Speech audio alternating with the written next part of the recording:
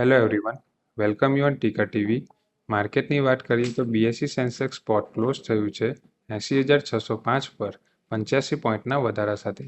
Nifty 50 spot close થયું છે 24,531 પર 29 પોઈન્ટના વધારા સાથે અને બેંક નિફ્ટી સ્પોટ ક્લોઝ થયું છે 52,266 પર 13 પોઈન્ટના ઘટાડા સાથે. માર્કેટ બ્રેડ જોઈએ તો લાસ્ટ વીકમાં નેગેટિવ રહ્યું હતું. બીએસસી 500 ક્લોઝ થયું છે 36,101 પર 85 પોઈન્ટના ઘટાડા સાથે. નિફ્ટી 500 ક્લોઝ થયું છે 22,854 પર 242 પોઈન્ટના ઘટાડા સાથે. નેક્સ્ટ આપણે જઈએ ટોપ ગેનર લૂઝર ઇન્ડેક્સ પર.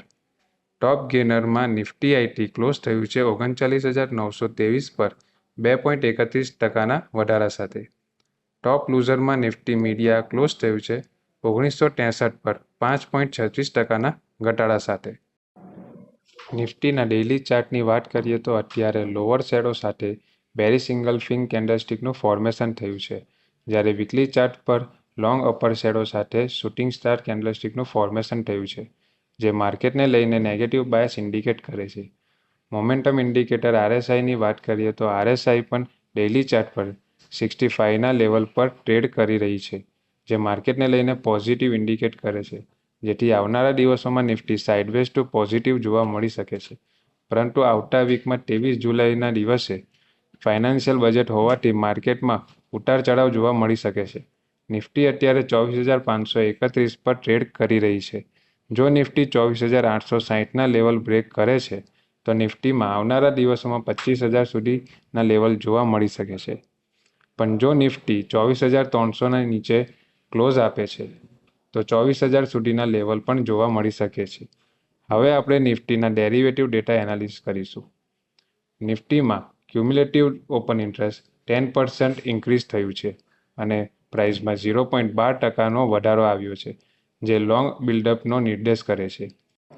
હવે આપણે જોઈએ કે નિફ્ટીના વીકલી ઓપ્શન શું સજેસ્ટ કરી રહ્યા છે.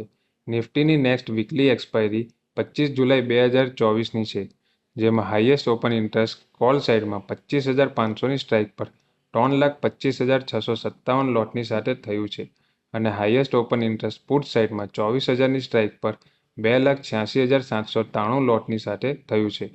હવે આપણે જોઈએ કે મેક્સિમમ ઓઆઈ ચેન્જ ક્યાં થયું છે.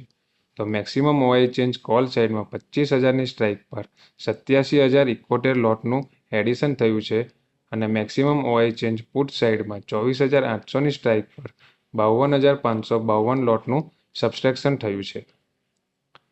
ચાર્ટ પેટર્ન અને ઓપન ઇન્ટરેસ્ટના ડેટા જોતા એવું લાગે છે કે નિફ્ટીના સપોર્ટ 24,150 અને 24,330ના લેવલે રહેશે અને રેઝિસ્ટન્સ 24,850 અને 25,000ના લેવલે રહેશે.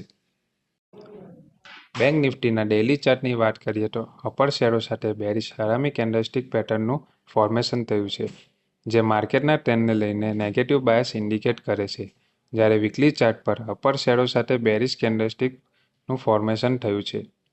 મોમેન્ટમ ઇન્ડિકેટર આરએસઆઈની વાત કરીએ તો ડેઇલી ચાર્ટ પર આરએસઆઈ 56ના લેવલ પર ટ્રેડ કરી રહી છે, જે માર્કેટને લઈને એક સાઇડવેઝ ટ્રેન્ડનું ઇન્ડિકેટ કરે છે. બેંક નિફ્ટીમાં બાય ઓન ડિપ્સની સ્ટ્રેટેજી અપનાવવી જોઈએ. આવનારા બજેટમાં બેંક અને ફાઇનાન્શિયલ સેક્ટરમાં વધારે ફોકસ કરી શકાય છે. બેંક નિફ્ટી માટે 52,800 અને 53,100ના લેવલ સ્ટ્રોંગ રેઝિસ્ટન્સ તરીકે કામ કરી શકે છે, જ્યારે નીચેમાં 52,000નું સપોર્ટ ઇમ્પોર્ટન્ટ ઝોન છે. જો એ લેવલ બ્રેક કરે છે તો 51,200ના લેવલ જોવા મળી શકે છે. હવે આપણે બેંક નિફ્ટીમાં ઓપન ઇન્ટરેસ્ટના ડેટા એનાલાઇઝ કરીશું.